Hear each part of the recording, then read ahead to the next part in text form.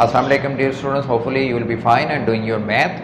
Today I am gonna do some questions of exercise number 1.4. These are very important questions according to smart syllabus and board exams. So let's do the questions, but before that, if you are new on this channel, do not forget to subscribe and press the bell icon for more videos, and also share these videos with your friends and fellows so they can also learn the math. Let's do the question.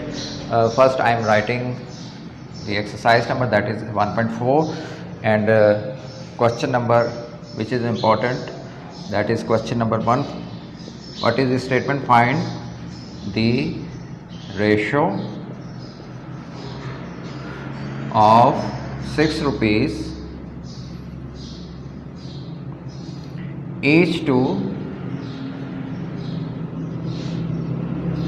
72 rupees per dozen. So according to statement and question condition, what is the required? The ratio. We have to find the ratio. Yesterday I told you, I repeat this in Urdu for Urdu medium students. तो हमें question के situation के मुताबिक जो required है मालूम करना है, वो रेशो मालूम करनी है 6 रुपये ईच टू 72, 72 रुपये के बीच में, और अंडों का जो क्वांटिटी है वो है पर डज़न. अब डज़न यहाँ पे इन वर्ड्स लिखा हुआ है, ये बात है इसमें समझने की, थोड़ी सी ट्रिकी क्वेश्चन है. तो डज़न क्या होता है? 12 होता है. डज़न 12 की तादाद को डज़न कहा जाता है. तो हम सबसे पहले क्या करेंगे, तो इसकी हम रेशो मालूम कर लेते हैं. वो कह रहे हैं कि 12 अंडे 72 रुपये के हैं. ठीक है, किस हिसाब से हैं? 6 रुपये के हिसाब से. 12 अंडे डज़न नीचे लिख लिया, ऊपर लिखा उनकी प्राइस, और ईच प्राइस क्या है? 6 रुपीज़ ईच. 6 रुपीज़ ईच के हिसाब से 12 अंडे 72 रुपये के हैं. 12 छिके 72, 12 6 72. ये तो सिंपल सा है, लेकिन इसमें हमने रेशो मालूम करनी है. मसला सारा ये है कि हमने रेशो मालूम करनी है. ठीक है, तो हम क्या करेंगे? कैंसिल करेंगे. 12 1 12, 12 6 72. तो हमारे पास रेशो क्या आ गई? 6 is equal to 6 over 1 is equal to 6. ये 1 उधर जाके मल्टीप्लाई हो जाएगा, तो बन जाएगा 6 1 6. फर्दर आगे चलें तो 6 इक्वल टू 6 आ गया, यानी 6 over 6, 6 1 6, 6 1 6. तो 6 और 6 जब कैंसिल हुए तो हमारे पास बचा 1 over 1. अगर इसे रेशो फॉर्म में लिखें तो ये आ जाएगा 1:1. तो find the ratio of ₹6 each to the ₹72 per dozen, and the answer is 1:1. I hope कि आपको कंसेप्ट समझ आ गई होगी. आर्ट्स के जो क्वेश्चन होते हैं उसमें यही होती है कि आपने स्टेटमेंट को समझना होता है, क्वेश्चन की कंडीशन को समझना होता है, फिर क्वेश्चन जो है करना बहुत आसान हो जाता है. थोड़ी सी ये समझ लें कि ये ट्रिकी क्वेश्चंस होते हैं, पजल टाइप क्वेश्चन होते हैं, और इनको पहले समझना होता है फिर करना होता है. तो चलिए एक और क्वेश्चन करते हैं.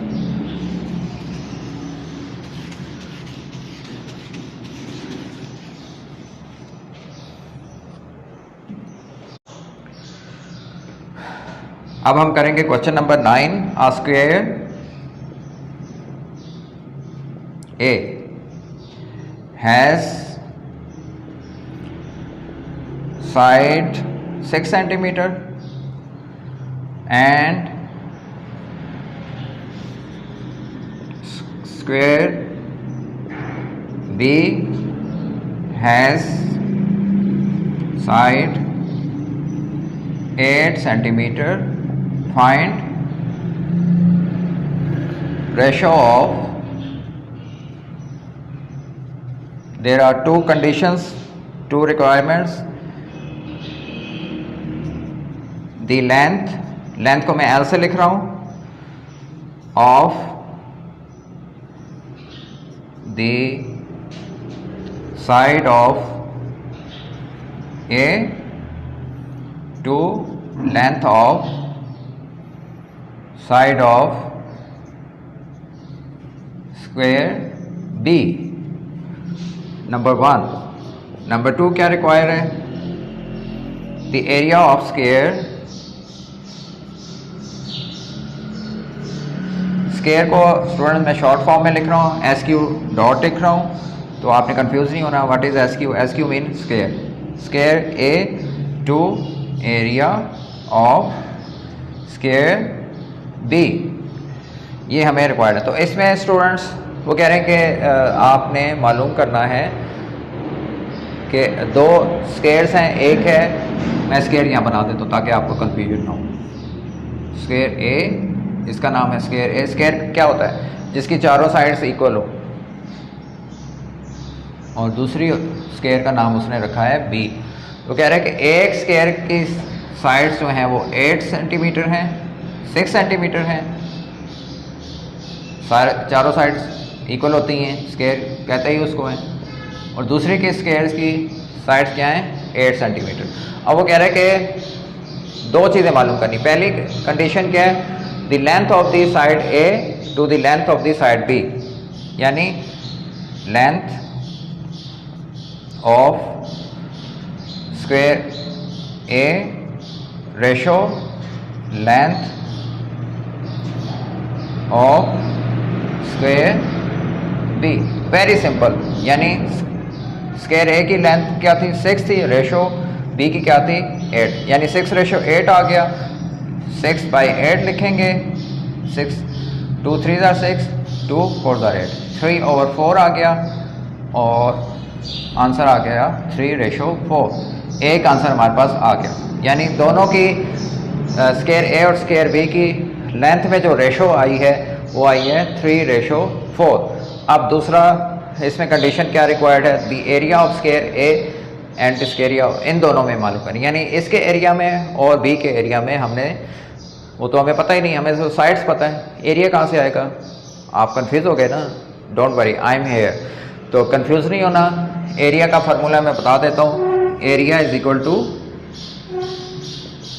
Length multiply by width. L for length, W for width. तो लेंथ और विड्थ को जब मल्टीप्लाई करते हैं तो एरिया निकल आता है। तो वेरी सिंपल, यहाँ पे हमारे पास क्या है? Length, that is 6। Square A की लेंथ क्या होगी? एरिया क्या होगा? यहाँ पे कर लेते हैं, एरिया ऑफ स्क्वायर ए क्या बनेगा? 6 × 6 आ जाएगा 36, और एरिया ऑफ स्क्वायर बी आ जाएगा हमारे पास 8 × 8, वो आ जाएगा 64। यानी दोनों एरिया हमारे पास आके एक है 36 और दूसरा है 64। अब हम इनमें रेशो मालूम कर लेंगे। यहाँ से थोड़ा सा रेस कर देते हैं ताकि हम यहाँ पे क्वेश्चन का लास्ट पार्ट कर सकें। 36/64 आ गया, इनको कैंसिल करेंगे, 9 4s are, या 8 4 पे कर लेते हैं, 4 9s are, 4 1s are, 4 और 4 6 are। हमारे पास क्या बचा? 9/16। ये आपस में कैंसिल नहीं हो सकते, तो इनको रेशो फॉर्म में लिखेंगे, 9/16। ये हमारा आ गया सेकंड कंडीशन का आंसर, और पहली कंडीशन का भी ये आंसर था 3:4, and the second answer is 9:16। तो आई होप स्टूडेंट्स आपको समझ आ गई होगी। अगर समझ नहीं आई तो बार बार वीडियो को रिवर्स करके रिपीट करके देखें, इंशाल्लाह आपको समझ आ जाएगी। और दूसरी बात, इसको खुद कॉपी पे सॉल्व करें। खुद करने से मैथ आता है, कभी भी आपको की बुक यूज़ करने से मैथ नहीं आएगा। सो डोंट यूज़ की book. I totally don't recommend the key book, avoid की बुक। की बुक आपके दिमाग को सोचने समझने की सलाहियत को ख़त्म कर देती है। तो इसको देखें, बार बार रिपीट करें, इंशाल्लाह आप क्वेश्चन कर लेंगे। चलिए ठीक है, इंशाल्लाह। Until next video, take care, अल्लाह हाफिज़।